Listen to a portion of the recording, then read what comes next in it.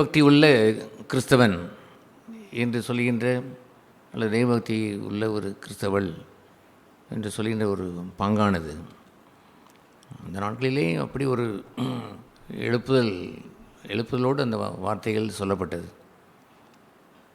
Is a godly man, அவன் தேவபக்தியுள்ள மனுஷன் என்று சொல்வதற்கு ஆட்கள் அப்படி ஒரு நல்ல மாதிரிகளாய் வாழ்ந்தவர்கள் இருக்கிறார்கள். அதுபோன்ற பகுதியைத்தான் சங்கீதக்காரன் சொல்லுவான், காட்லி மேன் சீசஸ், தேவபக்தி உள்ளவன் அற்றுப்போனான் என்று சொல்கிறான், அவன் இல்லாமல் போகிறான். அதுபோன்று இந்த குடிய காலத்திலே we should be the remnant of the God's people. நாம் மீதியாக இருக்கக்கூடிய தேவனுடைய அந்த ஜனமாக இருக்க வேண்டும். யாராக இருக்க வேண்டும்? he is a godly man and she is a godly sister, godly woman. அந்த தெய்வ பக்தியுள்ள அந்த மனுஷன் தெய்வ பக்தியுள்ள மனுஷி என்று அந்த இழந்து போன அந்த அற்புதமான அந்த காயின் அந்த வார்த்தையை, அந்த இழந்து போன அந்த வெள்ளிக்காசை நாம் பெற்றிருந்திருக்க வேண்டும். நாம் அதை கண்டுபிடித்தவெல்லாம் அதை தேடி போய் அதை ஊட்டி பெருக்கி அதை பொசஸ் பண்ணிக்கொள்ள வேண்டும். அந்த மிஸ்ஸிங் காயின், தவறி போன அந்த காசு. அநேகர் தங்களுடைய கிறிஸ்தவ வாழ்க்கையிலே இது இல்லாமல் தவற விட்டு அதை தேடுவதில்லை. அது ஏனென்றால் they don't value it, அதற்கு அது மதிப்பு தருவதில்லை. ஆகவே who will see that, யார் அதை காண்பான்? மிகப்பெரிய வேல்யூவில் என்று கண்டவன் தான் அந்த தேவபக்தியுள்ள ஒரு மனுஷி என்ற அந்த பங்கிற்கு தன்னை அவன் உறுதிப்படுத்தி கொள்வதற்கு தன் முழு வீட்டையும் அவன் கூட்டி பெருக்கி அவன் தேடி அதை பெற்றுவிட்டு ஹில் சவுட் ஃபார் ஜாய், அவன் சத்தமிட்டு மகிழ்ந்து, ஐ லாஸ்ட் இட், நான் அதை இழந்ததை போல் இருந்தது, நான் தேடி நான் கண்டுபிடித்து விட்டேன். உன் முழு தேவபக்தியும் இழந்து விட்டீங்களா? No no no, 9 is there, 9 இருக்கிறது. But the only one point, அந்த ஒரு பாயிண்டில் நான் தவறினோ என்று நான் அஞ்சி அதை நான் தேடி இதை பெற்றுக்கொண்டேன், நான் இழந்ததை பெற்றுக்கொண்டேன். அதுபோன்ற ஒரு ப்ரிசர்வ் பண்ணி தெய்வபக்தி உள்ள சகோதரன், தெய்வபக்தி உள்ள ஒரு சகோதரி என்று சொல்கிற அந்த பகுதியை பாதுகாத்து அதை வைத்திருக்கிற ஜனமாக இருக்க வேண்டும். ஜீவனில் தேவனுடைய சபையில் இருக்கக்கூடிய ஒவ்வொருவரும் அப்படி இருக்க வேண்டும். அவர்களை வேறு ரூபத்தில், எந்த ரூபத்தில் நாம் மென்மை பாராட்டுவதில்லை. நாம் சபையிலே கர்த்தர் மென்மை பாராட்டுவதெல்லாம் இட்ஸ் எ காட்லி மேன், தேவபக்தியுள்ள மனுஷன். காட்லி மேன் சீசஸ், தேவபக்தியுள்ள மனுஷன் அற்றுப்போனான் என்பதை போல் சங்கீதக்காரன் சொல்லி புலம்பியதை போல் இருந்துவிடக்கூடாது. we all should be, நம்ம எல்லோரும் should be godly man and godly woman. தேவபக்தியுள்ள மனுஷன், தேவபக்தியுள்ள மனுஷி என்ற இடத்திலே இருக்க வேண்டும். தேவபக்திக்குரிய முக்கியமான பகுதி என்னவென்று தெரியுமா? நான் இந்த பூமியிலே இருக்கிறதை போலவே, அல்லது அவன் கிறிஸ்தவ வாழ்க்கையிலே அவன் தேவனுடைய பிள்ளையாய் மாறின பிறகு இந்த பூமியில் இருக்கும் காலமெல்லாம் he would be with God, அவன் தேவனோடு தான் இருப்பான். அதுபோன்ற தேவனோடு இருக்கிற ஒரு பகுதி என்று சொல்வதற்கு பெயர் தான் ப்ரேயர், ஜெபம். ஒரு மனுஷன், தேவபக்தியுள்ள மனுஷன், will go to God, தேவனிடத்தில் டெய்லி போவான். த்ரூ ப்ரேயர், அந்த ஜெபத்தில், அந்த வேலையிலே, அந்த ஜெப வேலை என்று இருக்கிற அந்த நேரத்தில் எவ்ரிடே வித்தவுட் சீசிங், எவ்ரிடே, நாள் தவறாமல் எவ்ரிடே. இந்த வேத புத்தகத்திலே, புதிய ஏற்பாட்டிலே நிறைந்து காணப்படுவது என்னவென்று சொன்னால் எவ்ரிடே. ஒருவன் தன் சிலுவையை அனுதினமும் எவ்ரிடே அதை எடுத்துக்கொண்டு ஒருவன் இன்று அவருடைய சத்தத்தை அவன் கேட்டால் எவ்ரிடே ஒவ்வொரு நாளும் என்று வருகிற ஒரு ஜீவியம் இருக்கிறது. அன்றன்றுள்ள அப்பம், I give you the daily bread, தினசரி நான் உணவை தருகிறேன். இந்த உலகத்திலே மாத சம்பளம் வாங்குகிறவர்கள் ஒரு மாதத்திற்குரியதை வாங்கி வைத்து விடுவார்கள். ஆகவே அவர்களுக்கு தேவன் வேண்டாததை போல் எல்லாம் இருக்கிறது தானே மாதத்திற்கு. ஆனால் மாதம் அவன் சம்பளம் வாங்கி போதுமானதை மாதத்திற்கு பொருளை வாங்கி வைத்தாலும் அவன் அன்றன்று சாப்பிடுகிறானே ஒரு அப்பம், அந்த சாப்பிடுகிற ஒரு அந்த பங்கு இருக்கிறதே, ஹூ ஆஃபர் இட், யார் அதை தருகிறார்? இட் இஸ் கான், தேவன் தருகிறார் என்ற உணர்வை வைத்திருந்திருக்க வேண்டும். எவ்ரிடே, ஒவ்வொரு நாளும் என்னை அவர் என்னை போஷிக்கிறார். அன்றொன்றுள்ள பாடுகள் என்று அதற்கு நான் உதவி செய்ய வருவேன் என்றார். நீங்கள் சோதனைக்கு உட்படாதபடி, சோதனைக்கு உட்பட்டு போய்விடாதபடி, தீமையிலிருந்து ரட்சிக்கப்படும்படி ஜெபம் செய்யுங்கள் என்று அவர் கூறியதெல்லாம் அன்றன்றுள்ள பாடுகளிலே வருகின்ற ஒவ்வொரு நாள் சோதனையை அவர் குறிப்பிட்டார். ஆகவே இந்த தேவபக்தியில் மனுஷனுடைய அவனுடைய சிந்தையிலே என்ன இருக்கும் என்று தெரியுமா? நான் இன்று ஒவ்வொரு நாளும், இன்று முதல் அல்லது இன்றிலிருந்து ஒவ்வொரு நாளும் ஐ வில் மீட் காட், நான் தேவனை சந்திப்பேன். அதுபோன்று தேவனை சந்திக்கிற அந்த ஒரு பகுதி தான் standing before God in prayer, ஜெப நேரத்திலே போய் அவருக்கு முன்பாக நிற்பது. அதுபோன்று தெய்வ பக்தியை மோசையை குறித்து அவன் பூமியிலேயே சாந்த குணமுள்ள இஸ் அ காட்லி மேன், தேவபக்தியில் மனுஷனாக இருந்ததற்கு காரணம் வில் ஸ்டாண்ட் பிஃபோர் காட், தேவனுக்கு முன்பாக நின்று விடுவான். என்ன சம்பவித்தாலும், பாளையத்தில் என்ன சம்பவித்தாலும், தான் நடத்தி வந்த மக்கள் மத்தியிலே வருகின்ற எத்தனை பிரச்சனை இருந்தாலும் will go and fall before God, தேவனுக்கு முன்பாக போய் விழுந்து விடுவான். அவனுடைய சமூகத்திற்கு முன்பாக அவன் விழுவான். அதுபோல் தாவீது அந்த அரசன் அவன் சொல்லும் பொழுது, நான் கர்த்தருடைய ஆலயத்தில் எப்போதும் தங்கியிருப்பதற்கே நான் வாஞ்சிக்கிறேன். அவன் அரசன், அவனுக்கு இவ்வளோ பிஸி ஷெடியூலெல்லாம் இருக்கும், இப்போ ஆட்டிடையெல்லாம் இல்லை. அவன் தன் ஆடுகளை மேய்த்த பகுதியிலேயும் செம்மையாய் அவன் மேய்த்து எவ்ரிடே ஒவ்வொரு நாளும் கர்த்தர் என் மேய்ப்பர் என்று சொன்னான். நான் தான் மேய்ப்பேன் என்று அவன் சொல்லவில்லை. த லார்ட் இஸ் மை ஷெப்பர்ட் என்று அவரை வைத்து அவரை தன்னுடைய அந்த மேய்ப்பன் என்ற அந்த பங்கிலே அவரை இழுத்து வைத்து கொண்டான். நீ பிகேம் ஏ கிங், அவன் ராஜராய் மாறின பொழுது த லார்ட் இஸ் மை கிங், கர்த்தர் என்னுடைய ராஜா என்று சொன்னான். அவரையும் அங்கே இழுத்து வைத்து கொண்டான். காட்லி மேன், தேவபக்தியுள்ள மனுஷன், they will be always with God, தேவனோடு இருப்பதைத்தான் பிரதான பங்காய் நாடுவார்கள். வேறொன்றும் அவர்களுக்கு மேன்மையாய் தோன்றுவதில்லை. இந்த பூமியில் எனக்கு வேறு என்ன விருப்பம் உண்டு? இந்த பூமியிலே பரலோகத்தில் உண்மையன்றி எனக்கு வேறொரு விருப்பம் இல்லை. பரலோகத்தில் நான் போவேன், நாங்கள் ஆடிப்பாடி மகிழ்வேன், அங்கே மாளிகையில் இருப்பேன் என்றெல்லாம் அந்த நப்பாசையோடு அவன் வரவில்லை. You are my every thing, நீ தான் எனக்கு எல்லாம் என்று அவன் இருப்பான். பூமியிலேயும் உம்மை தவிர, இந்த பூமியிலே உம்மை தவிர பரலோகம் என்று சொல்லிக்கொண்டு வஞ்சனையாய் அதை ஏமாற்றை பேசிக்கொள்வதற்கு அநேகர் இருக்கிறார்கள். ஆனால் what about you on the earth, பூமியில் எப்படி இருக்கிறான் என்று கேட்கிற பொழுது, பூமியிலேயும் உம்மை தவிர எனக்கு வேறொரு விருப்பமில்லை என்பதை he will shout, சத்தமிட்டு கூறுவான். சத்தமிட்டு கூறிவிடாதீர்கள், உங்கள் பூமியிலே ஏராளமான அபிலாசைகளையும் அந்த ஈர்ப்பையும் வைத்துக்கொண்டு வாழ்கிறீர்கள் என்று மனைவி சொல்லிவிடுவாள். ஆகவே அநேகர் சத்தமிட்டு கூறுவதில்லை. என்ன சொல்லியிருக்க வேண்டும்? சத்தமிட்டு அவர்கள் செல்கிற இடமெல்லாம் அவர்கள் வாழ்கின்ற அந்த அந்த திசையெங்கும் என்ன சொல்லியிருந்திருக்க வேண்டும்? பூமியிலே உம்மை தவிர எனக்கு வேறொரு விருப்பம் இல்லை. அதுபோன்ற ஒரு தேவ பக்தியுள்ள ஒரு மனுஷன் will he leave God, தேவனை விட்டு விடுவானோ? he'll cling on to God, தேவனை பற்றி வாழ்வான். எனவே the godly man is the one who stand before God in prayer. தேவ பக்தி என்று சொன்னால் தேவன் இல்லாமல் என்ன பக்தியே வேண்டியிருக்கிறது? பக்தி செலுத்துவதற்கு நான் அந்த பக்தியை செலுத்தப்படுவதற்கு ஒருவர் இருக்க வேண்டுமே. தெய்வ பக்தி.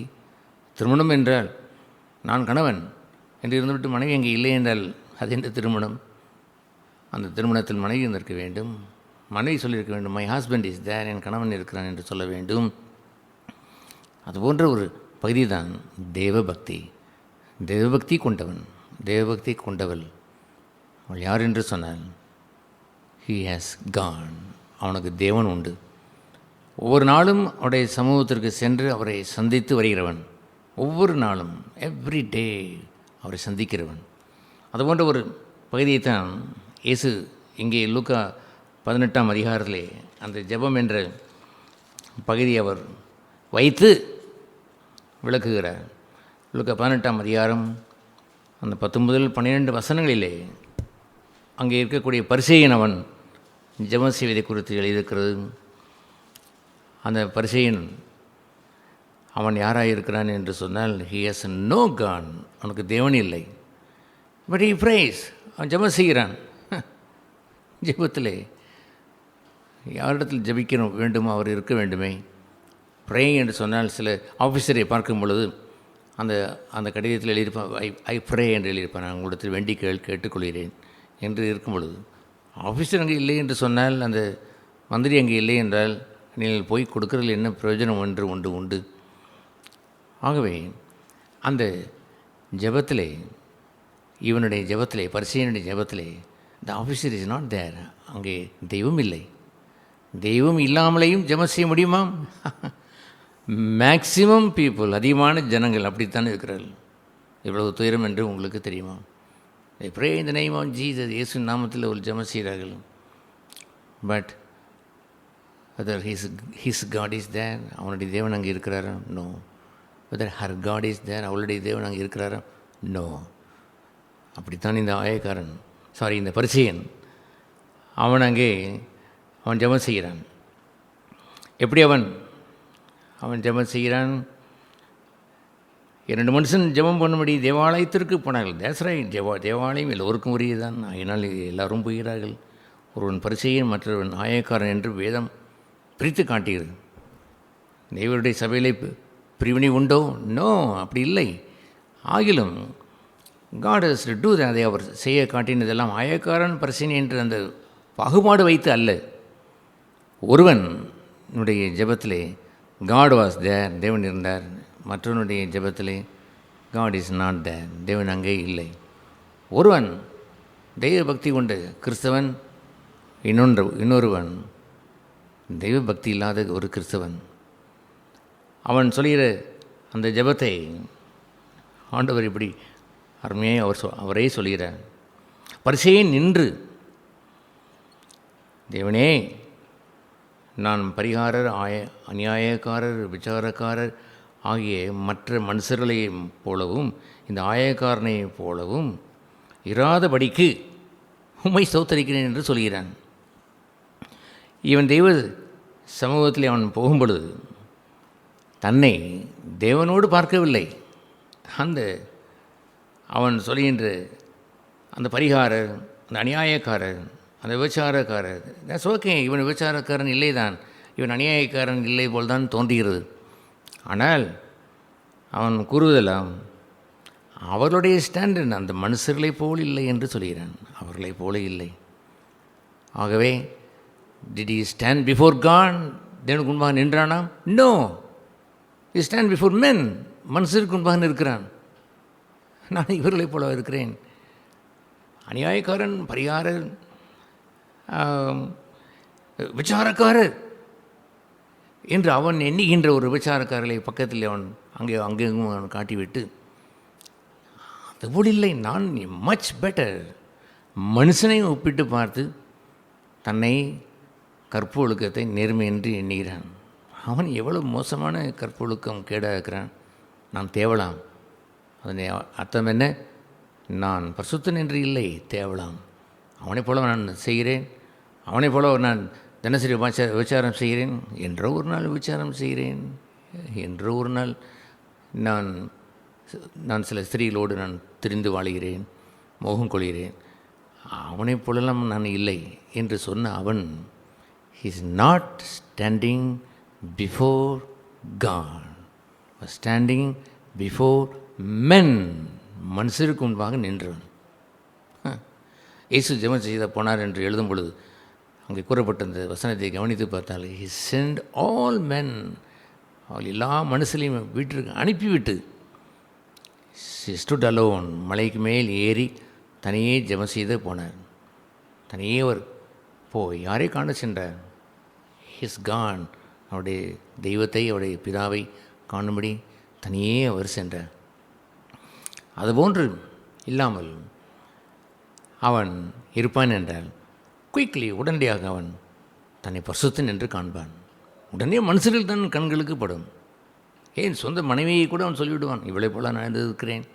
மனைவி சொல்லுவான், என் புருஷனை போல் இல்லையே, அவன் 1000 இருப்பான், ஆனால் அவன் எனக்கு தெரியும் அவன் மோசமானவன் என்று அவள் சொல்வதைப் போல் அவள் சொல்லிக்கொள்வாள். They are not standing before God.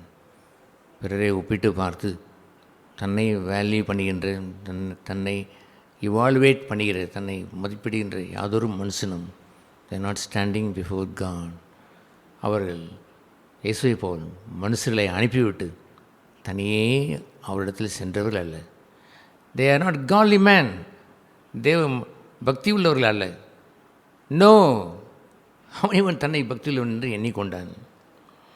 தொடர்ந்து அங்கே அவன் அடுத்தது சொல்ல வருகிறது என்றால், வாரத்தை 2 முறை உபவாசிக்கிறேன், என்னுடைய சம்பாத்தியத்தில் தசமபாகம் செலுத்துகிறேன் என்றெல்லாம் அவன் தன்னுடைய ரொட்டீன் பகுதியிலே அவன் சொல்ல தொடங்கிவிட்டான். வாரத்தில் 2 முறை அவன் உபவாசித்தானாம். அடுத்து இன்னும் என்னென்னமோ சொல்லியிருந்திருப்பான். டெய்லி நான் வேதம் வாசிக்கிறேன் சொல்லியிருந்திருப்பான்.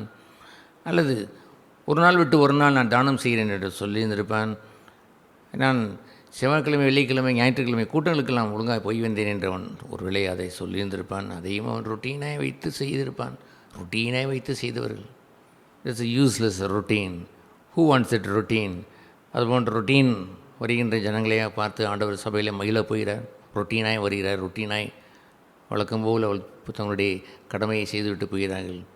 அவர்களுடைய அந்த ரொட்டீனை ஆண்டவர் எதிர்பார்த்தார். அவருடைய ப்ரெசன்ட் ஆப்சண்ட்டை அவர் போட்டுக்கொண்டு அதை அவர் எதிர்பார்த்தார்.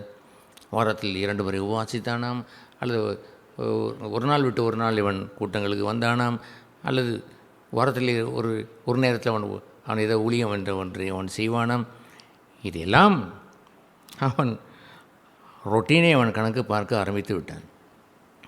கிறிஸ்தவர்கள் அப்படிப்பட்ட ரொட்டீனை ஏராளம் வைத்திருக்கிறார்கள். அவர்கள் அந்த ரொட்டீனை செய்து முடித்தவுடனே தங்களை பரிசுத்தர் என்று எண்ணிக்கொள்கிறார்கள். ஒரு நாள் என்னை கல்லூரி நாட்களிலே ஏதோ ஒரு பூஜைக்கு என்னை ஒருவன் அழைத்தான். அவளுடைய தெய்வ பூஜைக்கு அழைத்தான். இட்ஸ் ஓகே, போகலாம் என்று. அவனுக்கு நான் பூஜை செய்யவில்லை, ஆனால் அவன் கூப்பிட்டதற்கு நான் போகும்போது சிறப்பு எங்கள் கழுத்தை போடல் என்றான். பின்பு கொஞ்சம் கையை கழுவிக்கொள் என்று சொன்னான். அங்கே நில்லுங்கள் என்று சொன்னான். அவன் செய்தானே பார்க்கலாம் எவ்வளோ ரொட்டீன் ஒர்க்கை. அவன் துண்டை எடுத்து கட்டினான், அதை ஒரு மஞ்சள் தண்ணீர் தேய்த்தான், அவன் அதை ஒரு தண்ணீரை ஊற்றி அதை தெளித்தான், கொஞ்சம் பால் கொஞ்சம் ஊற்றி கொண்டான், அதை சில துளசி மாலையை எடுத்து அவன் அங்கே சுற்றி கொண்டு போட்டான். ஒரு மாலையை அவன் போடுகிறான், அதில் நெத்தியிலே ஒரு குங்குமம் வைக்கிறான், அதற்கு மேல் ஒரு செந்துருக்கத்தை ஒன்று வைக்கிறான், பின்பு சந்தனத்தை அவன் தொட்டு வைக்கிறான். அடேங்கப்பா, எவ்வளோ ஒரு ஓடி அவன் செய்வதை பார்த்தால் என்னை செய்ய சொன்னான். கீழே அவன் மயக்கம் போட்டு விழுந்திருப்பேன். அப்படி அவன் ரொட்டீன் ஒர்க்கை செய்கிறான் ஐயா. செய்துவிட்டு அவன் தான் பக்தன் என்று எண்ணிக்கொள்கிறான். சாஷ்டாங்கமாய் அவன் விழுந்து வணங்கி 3 முறை அவன் கொட்டிக்கொண்டே சென்று அவன் தெய்வத்தை அவன் வணங்கிவிட்டேன் என்று அவன் கூறி அவன் வருகிறான். இன்னும் அது அவருடைய பக்தி, அது அவருடைய விசுவாசம், அதை அவர்கள் செய்வார்கள். Let them do that. அதில் அவர்கள் செய்யக்கூடும். We are not against. அதுக்கு நாம் ஒரு நாளும் அதை நாம் தவறாக நான் எண்ணுவதில்லை. ஆனால் மெய்யான தெய்வத்தை ஆராதிக்கிறேன் என்று சொல்கிறவன் இந்த ரொட்டீனை வைத்து கொண்டு தன்னை மேன்மை பாராட்டுகிறானே, தன்னை நல்லவன் என்று எண்ணிக்கொள்கிறானே, அவன் போய் தேவனுடைய சமூகத்திற்கு அவன் வருகிறான். தன்னை நல்லவனாய் மாற்றுவதற்கு முயற்சி செய்கிறான். இவன் தேவனுடைய சமூகத்திற்கு இருக்கிறவனாகவே இருப்பவனாய் வரவில்லை. He hiding himself. தன்னை ஒழித்து கொண்டு பக்தனை போல் அவன் ரொட்டீன் ஒர்க்கையெல்லாம் செய்து கொண்டு அவன் கிறிஸ்டியன், நான் நல்ல கிறிஸ்தவன் என்று எண்ணுகிறதை போல் வந்து நிற்க பார்க்கிறான். அதுபோன்ற அந்த ரொட்டீன் பகுதியை செய்து அவனுக்கு ஆண்டவர் என்ன சொன்னார் தெரியுமா? அவன் தனக்கு உள்ளே ஜெபம் பண்ணி கொண்டான். That's a pathetic prayer. பிரதானமான ஜெபம் என்னவென்று சொன்னால், காட் இஸ் நாட் தேர், தேவன் இல்லை. தேவாலயத்திற்கு ஜெபம் செய்ய வந்தானாம். ஆனால் அந்த ஜெபத்திலே ஜெபமும் செய்கிறான். தனக்கு தானே அவன் மாத்திரமே ஜெபித்து கொண்டான். சிலர் சொல்வார்கள் அல்லவா, உன்னுடைய ஜெபம் இந்த கூரைக்கு கூட போகவில்லை, இவனுடைய ஜெபம் கூரைக்கு போனது தான். அது தனக்குத்தானே அப்படி கூரையில் இருந்து தன் வீட்டில் இருந்து கொண்டு ஏசி ரூமில் இருந்து ஜெபித்தானோ அல்லது கட்டிலில் நின்று கொண்டு ஜெபித்தானோ அல்லது எங்கிருந்து ஜெபித்தாலும் என்ன, தனக்குத்தானே. ஆலயத்தில் நின்று ஜெபித்தாலும் தனக்குத்தானே. God is not there. தேவன் அங்கே இல்லை. பட் யூஸே நீங்கள் சொல்லிக் கொள்கிறீர்கள், நான் தேவபக்தி உள்ளவன், I am a godly man. தேவபக்தி உள்ளவன் அற்றுப்போனான். ஆனால் கீழே உள்ள ஒருவனை குறித்து இங்கேயே வாசிக்கிறோம். அவனோ ஹீ இஸ் வித் காட், தேவனோடு இருக்கிறான். அல்லேலூயா. அந்த ஆயக்காரன் தூரத்தில் நின்று தன் கண்களை வானத்துக்கு ஏறெடுக்க துணியாமல், அடேங்கப்பா, வானத்தை இப்படியெல்லாம் ஏறெடுத்து விடுவது என்பது வேறு, தெய்வத்தை உற்று நோக்கி ஏறெடுப்பது என்பது வேறு. கண் கூசி விடுகிறது அவனுக்கு. தெய்வத்தினுடைய சன்னிதானத்தில் வந்து நின்று விட்டானையா. சும்மா வானத்தை ஏறெடுத்து யார் தான் ஜெபிக்க மாட்டார்கள், சும்மா வானத்தை ஏறெடுத்து கொண்டு. நோ, பெனட்ரேட்டிங் தட் ஹெவன், அந்த வானத்திற்கு ஊடுருவ சென்று கண்ணினால் அவனை தெய்வத்தை அவன் கண்டான். அவன் ஏறெடுக்க துணியாமல் தன் மார்பிலே அடித்து கொண்டு, ஓ தெய்வமே, பாவினான், என் மேல் கிருபையாயிரும் என்று அவன் கூறினான். ஹல்லேலூயா.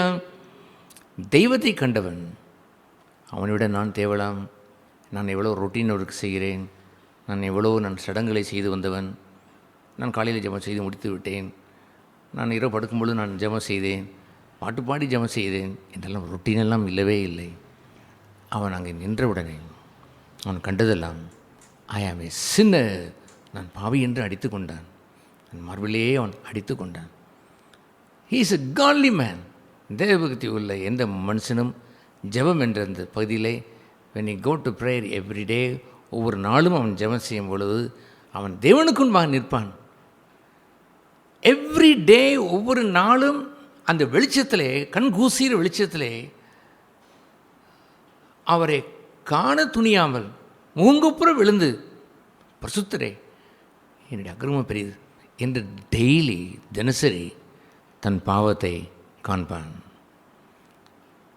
அவன் அந்த பரிசேயன் என்னுடைய பாவங்களை எல்லாம் நியாயப்படுத்தி கொண்டான். அவனை போல இருக்கிறேன், இவனை போல இருக்கிறேன், ஐ ஆம் பெட்டர். தன்னை நியாயப்படுத்தி கொண்டு வந்த ஒரு ஜெபம் பண்ணுகின்ற ஒருவன் இருக்கிறான். இங்கேயோ he so naked before God, தேவனுக்கு நிர்வாணமாக நிற்பதே போல் அவருடைய பார்வையில் ஒன்றும் மறைந்திருக்காத அந்த இடத்துல வந்து நின்று மார்பிலை அடித்து, நான் பாவி என்று சொல்வது வருடத்திற்கு ஒரு முறை அல்ல, அல்லது ரட்சிக்கப்பட்டான் என்று சொல்லி அந்த நேரத்தில் அல்ல, எவ்ரி டே, ஒவ்வொரு நாளும். அதை ஆண்டவர் என்ன சொல்வார் என்று சொல்வார் என்றால், அந்த கீழே உள்ள வசனத்திலே வாசிக்கிறோம். அவர் சொல்வார், தன்னை தாழ்த்தீரவன் இவன், அவன் தன்னை உயர்த்தீரவன். அவன் தனக்குத்தானே ஜெபம் செய்து கொண்டவன், தன்னையே இவால்வேட் பண்ணி மற்றவர்கள் ஒப்பிட்டு பார்த்து நான் பெஸ்ட் என்று சொல்லி கொண்டவன், அவன் பெருமை கொண்டவன். இவனோ தாழ்த்தினவன்.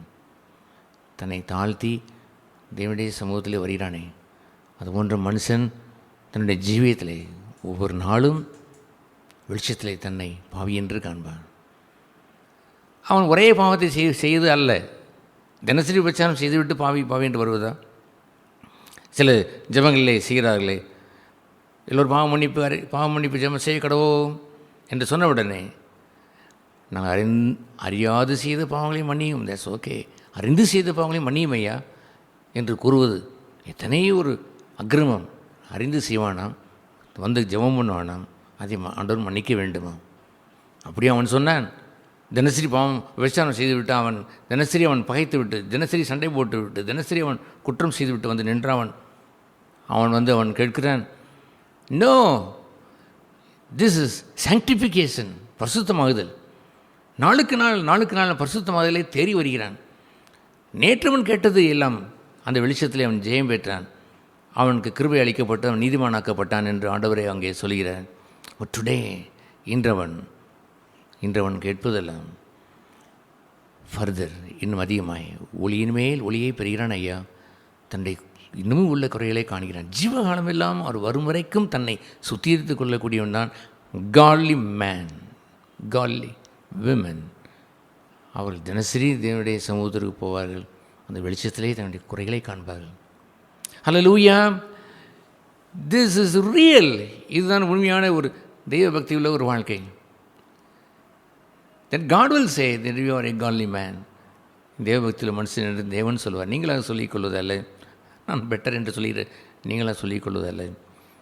ஆனால் தேவபக்தியுள்ள மனுஷன் மனுஷிக்குடைய லட்சணம் தினசரி தேவனுடைய சமூகத்தில் சென்று தன்னை பசுத்தமாக்கிக் கொள்கிறார்கள்.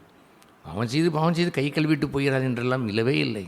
வருகிறேன், நான் வருகிறேன் கர்த்தாவே, இதோ வருகிறேன், பாவி என் இரக்கமாக இருந்தாலும் என்றவன் கேட்டுவிட்டு போவதை போல் இல்லை. தெய்வத்தை கண்டவன் அப்படி சொல்லவும் முடியாது. தெய்வத்தை கண்டவன் வெளிச்சத்தில் விழுவான், கீழே விழுந்து மார்பிளை அடித்து காண கூசி, தெய்வமே என் குறைகளை மன்னிமையா என்று அவன் கேட்டிருப்பான்.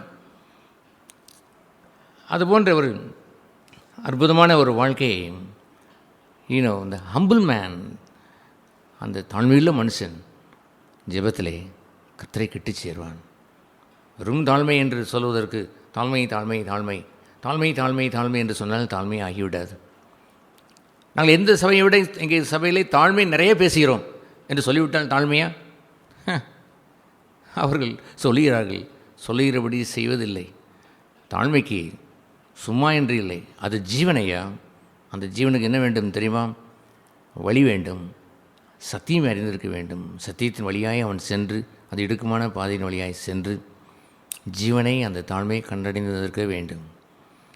ஆகவே தாழ்மை அவன் எப்படி அவன் இங்கே கண்டான், இந்த இடத்துல அவன் எப்படி அவன் தேவன் கண்டு அவனை ஆசீர்வதித்து அவனை பசுத்தவானாய் மாற்றி நீதிமானாய் மாற்றி அனுப்புகிறான். அவன் தன்னை தாழ்த்தி கர்த்தருடைய சமூகம் சென்றான். தன்னை நிராயுத பாணியாய் நின்று, ஓ கர்த்தாவே என்று நின்ற பொழுது, காட் சோ ஹிம் சம் சின், ஒரு பாவத்தை காணும் பொழுது மார்பிலே அடித்து கொண்டு, மார்பு என்று சொன்னால் இருதயம், அந்த இருதயத்திலே தன் பாவத்தை ஒளிந்திருக்கிற பாவத்தை கண்டபடினால் தன் மார்பிலேயே அடித்து கொண்டு, கை இடல் உண்டாக்கினால் கையை வெட்டியர் என்று சொல்வது என்பது வேறு, மார்பிலேயே அடித்துக் கொள்வது என்பது வேறு. ஐயோ என் நெஞ்சம் கேடு நிறைந்ததாக இருக்கிறதே என் அடித்துக் கொள்வான், இப்படி நான் செய்து விட்டேனே, என்னுடைய நோக்கம் தவறாக இருந்திருக்கிறதே, ஓ கர்த்தாவே வெளிச்சத்தை காண்பித்து விட்டீரே, நான் நலம் செய்ததை போல் எல்லோரும் எண்ணிக்கொண்டிருக்கு, நானும் சுயநலம் கொண்டல்லவோ செய்தேன், இவ்வளோ பெரிய காரியத்தை செய்தான் என்று உலகம் சொல்லும்போது நான் மகிழ்ந்து இருக்கிறேன். ஆனால் நீரோ இப்பொழுது காட்டிவிட்டீர், அதில் யாதொரு தியாகம் இல்லை. வெறும் தியாகம் இல்லாமல் இதை ஒன்று செய்து முடித்தாய், அதை மற்றவர்கள் போற்றி கொண்டார்கள்.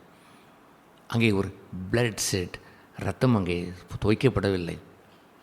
கன்வீனியன்ட்டாய், உனக்கு சௌகரியமாயும் உனக்கு பிரியமாய் உனக்கு இஷ்டம் இருந்தால் செய்வதை போல் செய்து முடித்ததை மற்றவர்கள் பார்த்து போற்றி அதை வைத்து கொண்டு வாழ்கிறாயே. யார் அவன்? தெய்வ சமூகத்தில் நின்றவனுக்கு தெரிந்துவிடும். அவன் மற்றவர்கள் போற்றின அந்த பகுதியெல்லாம் ஒன்றும் இல்லை. தெய்வம் என்னை பார்த்து சொன்னாரே, நீ செய்ததிலே தியாகம் இல்லை. வசதியாக இருந்தால் ஒன்றை செய்வாய், வசதி இல்லை என்றால் செய்ய மாட்டாய்.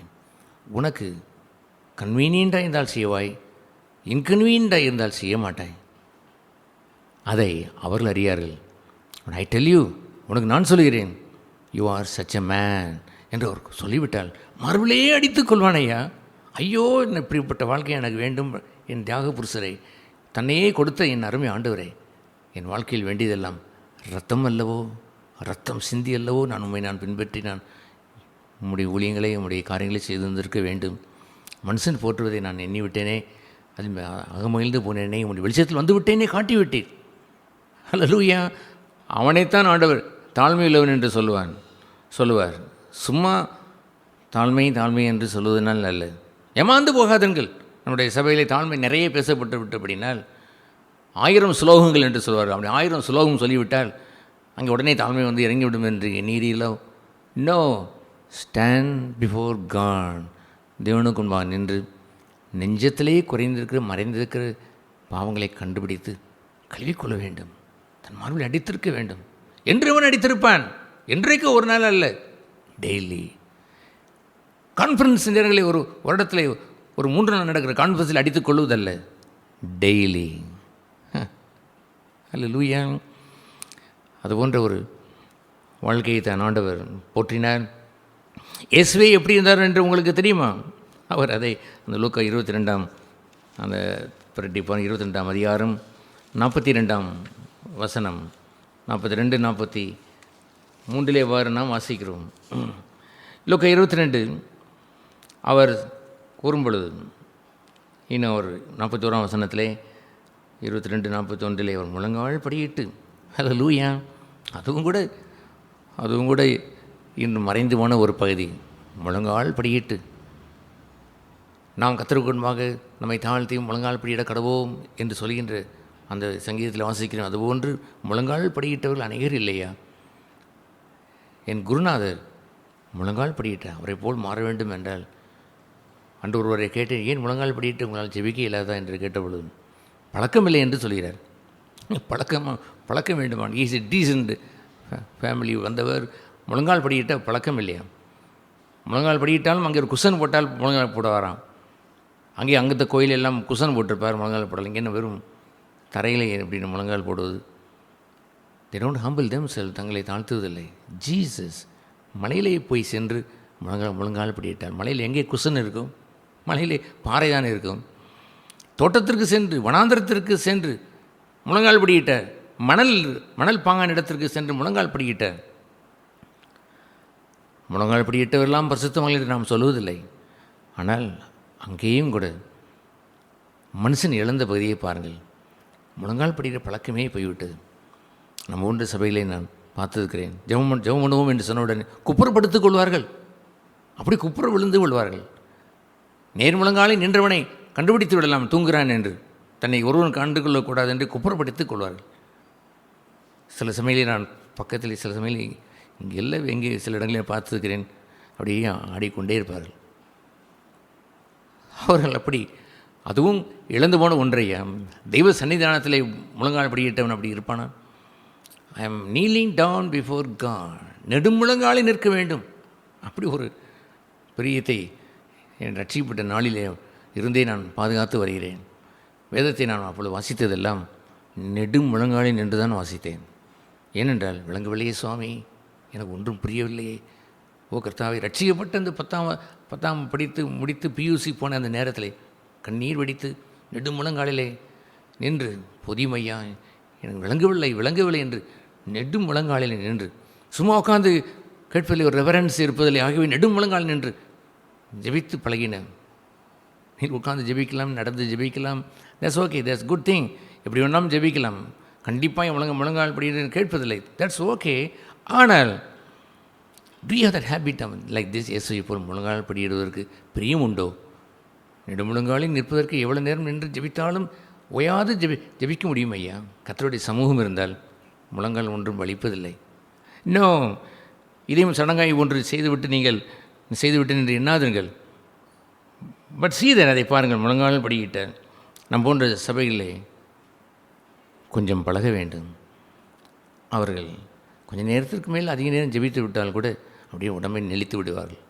அதுபோன்று இல்லாமல் பயபக்தியோடு தேவ சமூகத்திலே முழங்கால் படியிட்டு அவர் என்ன செய்தார்? தேவனிடத்தில் ஜெபிக்க வந்த கடைசி ஜெபம் ஏதாவது ஒரு இப்பொழுதல்ல, கடைசி த லாஸ்ட் ப்ரேயர். பிதாவே, உமக்கு சித்தமானால் இந்த பாத்திரம் என்னை விட்டு நீங்கும்படி செய்யும். ஆயினும் என்னுடைய சித்தம் அல்ல, உம்முடைய சித்தத்தின்படி ஆகக்கடுவது என்று ஜெபம் பண்ணினார். ஹல்லேலூயா. தேவனுக்கு முன்பாக சென்ற அவர் தான் விரும்பின ஒரு விருப்பத்தை அவர் கொஞ்சம் அதை சொல்லிவிட்டு, இந்த பாத்திரம் நீங்க வேண்டும், ஆகிலும் no no no no not my will, என் சித்தம் என்று ஒன்று கண்டுபிடித்து விட்டாரே குருநாதர், நம்ம அருமை ஆண்டவர் இயேசு. Even the last moment of prayer he found my will, என் சித்தம் என்று கண்டு, தெய்வமே, பிதாவே, உன் சித்தமாக கடவுள், ஐ டோன்ட் நோ, தெரியவில்லை என்று 3 முறை அவர் ஜெபம் செய்து இந்த பாத்திரத்தை பானம் பண்ணு என்று அவர் கூறி, ஆனால் ஐ வில் ஸ்ட்ரென்தன் யூ, உன்னை பலப்படுத்துவேன். பிதாவின் சித்தம் செய்வதற்கு பலன் வேண்டும் ஐயா. அப்படி ஒரு கிருபையை பலனை தூதன் கொண்டு வந்து அந்த அடுத்த வசனத்திலே அவரை பலப்படுத்தினான். ஹல்லேலூயா. இவ்வாறாக Jesus whenever he went there, தேவனுடைய பிதாவுக்கு முன்பாக செல்லும் பொழுதெல்லாம் he found one thing, ஒன்றே கண்டார், மை வில், என் விருப்பம். இந்த பூமியிலே நம்மை போல் வந்தார் என்பதற்குரிய ஒரு உச்சிதமான அடையாளம் பிதாவின் சமூகத்திற்கு முன்பாக போன பொழுதெல்லாம் என் விருப்பம், என்னுடைய இச்சை, நான் விரும்பி செய்கின்ற காரியங்கள் என்பதை குறித்து வெளிச்சத்தை பெற்றார். மரணவரைந்தும் அப்படி அவர் ஜெபித்து வெளிச்சத்தை பெற்றிருக்கிறார். ஏன்? காட்லி மேன், தேவபக்தியுள்ள மனுஷன், அவருடைய சமூகம் போகும் பொழுதெல்லாம் ஃபைண்ட் சம் செல்ஃப் வில், ஒரு சுயசித்தத்தை அவன் காண்பான். Hallelujah. This is my Lord's prayer. என் கர்த்தருடைய ஜெபம் ஐயா. என் ஆண்டவர் தன் பிதாவுக்கு முன்பாக ஜெபிக்க பொழுதெல்லாம், பிதாவை அவர் தரிசிக்கிற அந்த எரிட்டு பார்த்து ஜெபிக்கும் பொழுதெல்லாம் என் சித்தம் என்பதை அவர் கண்டு, நோ என் சித்தம் ஒளியேட்டும், என் சித்தம் விரும்புகிறது, வேண்டாம் என்று கேட்கிறது.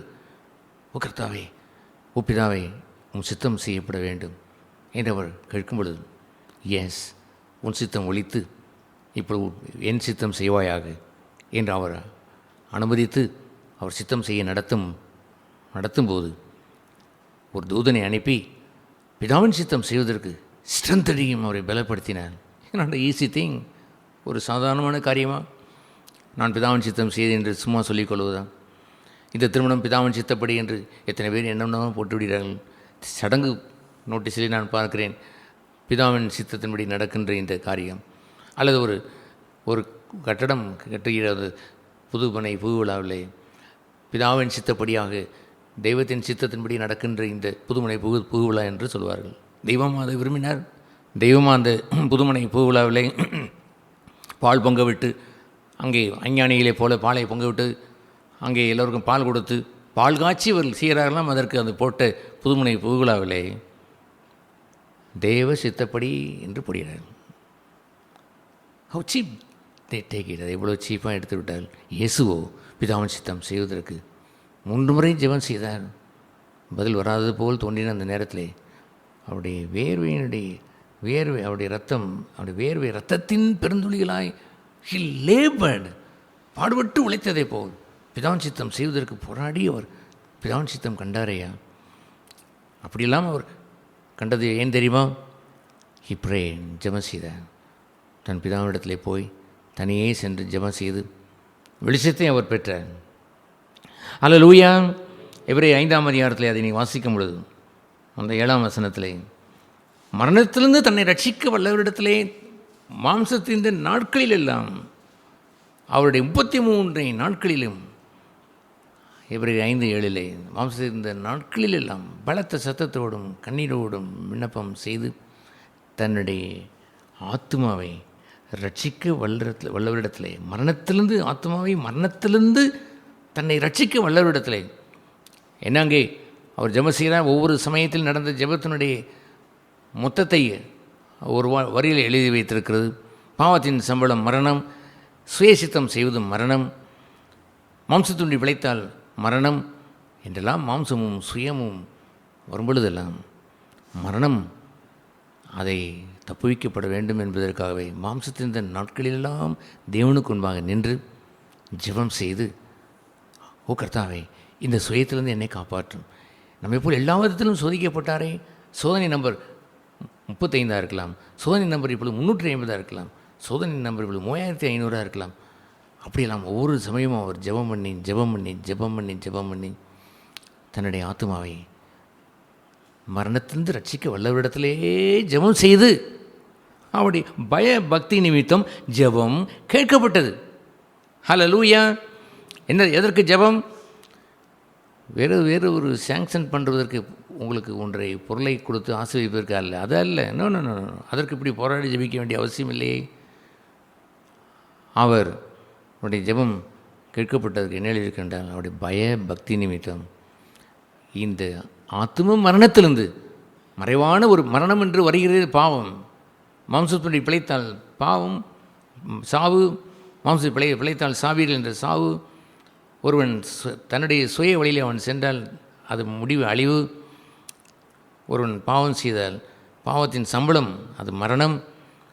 தன் மாம்சத்திலேயோ தன் சுயத்திலேயோ தன்னுடைய பாவம் செய்கிற அந்த இடத்திற்கோ செல்லுகின்ற அந்த பகுதியிலே வெளிச்சம் கண்டு, என்னை ரட்சிமையா என்று அவர் கதறி ஜெபித்து அப்படி பய பக்தி நிமித்தம் ஜெபம் கேட்கப்பட்டது. திஸ் காட்லி ஃபியர், பயபக்தி, பக்தி என்ற அந்த பகுதியை நீங்கள் பார்த்தீங்களா? அல்லேலூயா.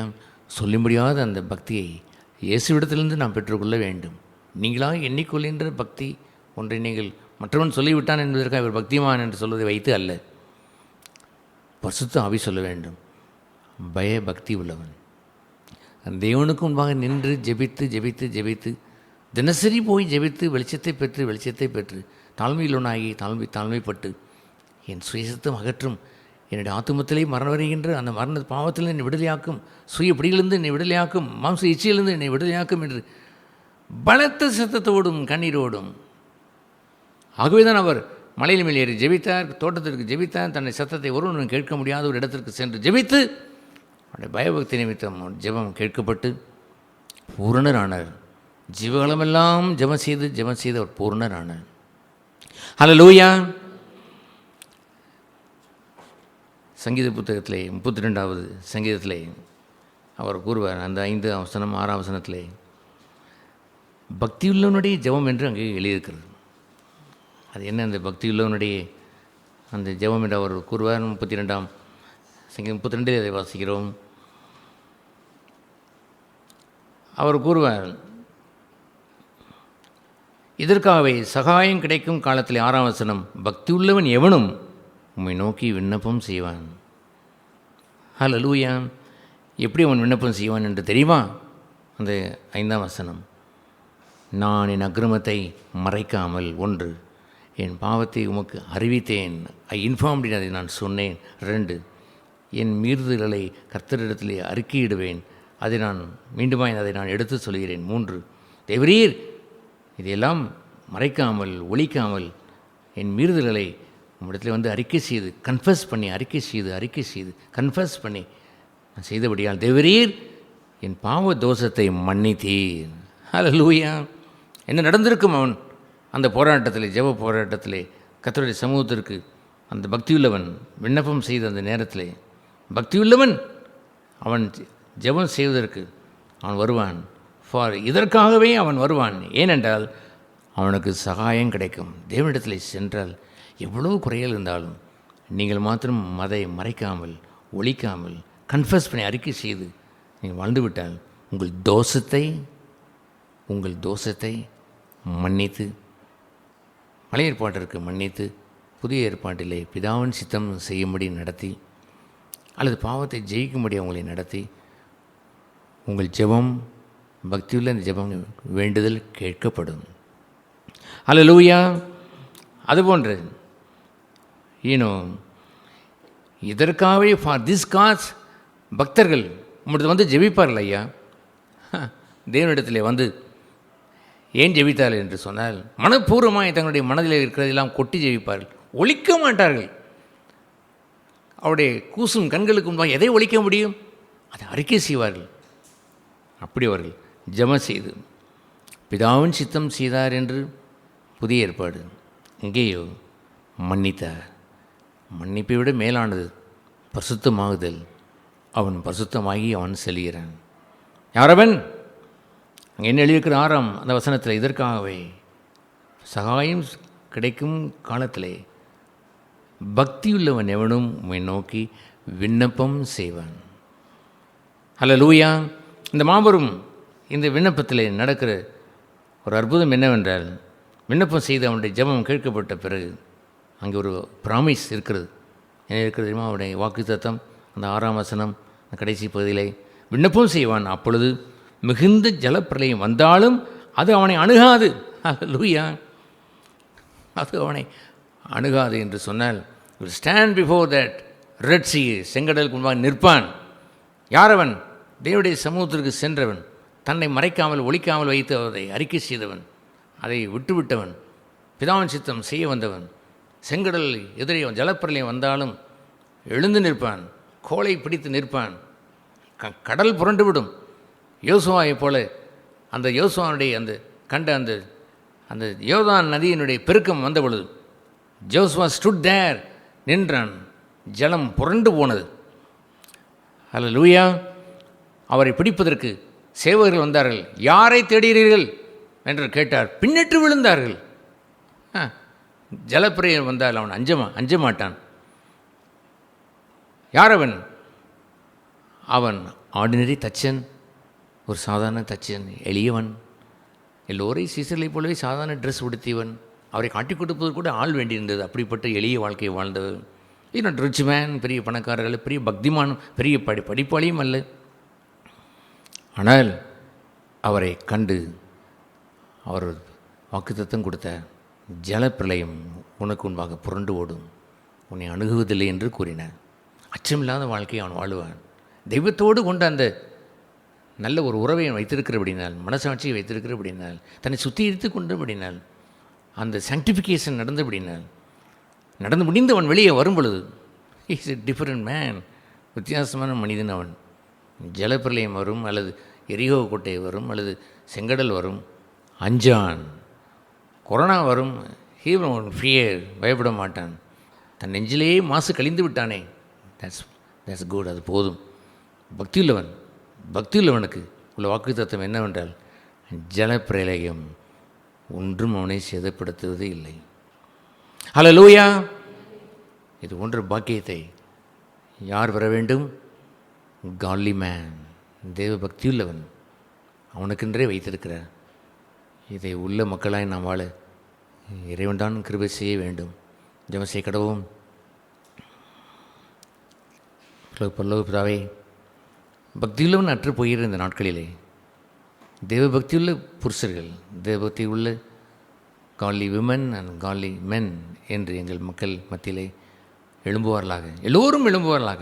எல்லோரும் உடைய சமூகத்திற்கு டெய்லி வந்து நின்று தன் அந்தரங்கங்களை சோதித்து தன்னுடைய பாவங்களை மறைக்காமல் ஒழிக்காமல் என் சித்தம் அல்ல என்று கேட்டு அதை ஒழித்து பிதாவின் சித்தம் செய்து வாழ, ஆத்மாவை அழிக்கக்கூடிய மரணத்திலிருந்து தப்புவிக்கப்பட தெய்வ பக்தியுள்ள வாழ்க்கையை, அவருடைய பய பக்தி நிமித்தம் ஜெபம் கேட்கப்பட்டது என்ற வாழ்க்கையை எல்லோருக்கும் ஈவாய் தருகிறான், ஆசீர்வதிப்பிறான். இயேசு நாமத்தில் பிதாவே, ஆமென்.